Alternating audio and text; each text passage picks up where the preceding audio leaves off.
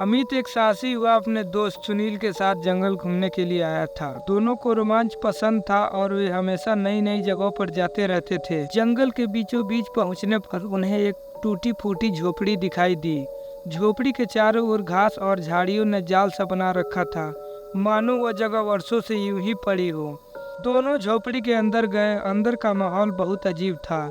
जगह जगह पर मकड़ियों के जाले और धूल जमी हुई थी।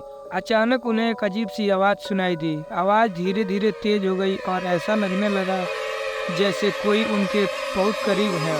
सुनील ने डरते हुए अमित का हाथ पकड़ लिया और वापस चलने की बात कही। जैसे ही उन्होंने आवाज़ों की ओर कदम बढ़ाया, उन्होंने देखा कि झोपड़ी में एक कोने में एक पुराना बक्सा रखा हुआ था।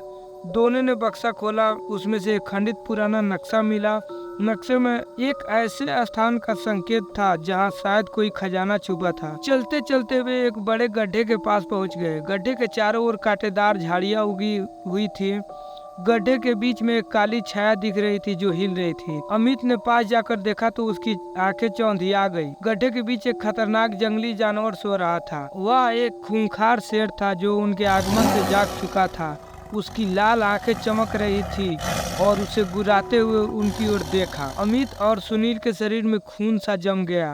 दोनों ने धीरे धीरे पीछे हटने की कोशिश की, लेकिन शेर ने झपट्टा मारते हुए उनका पीछा किया।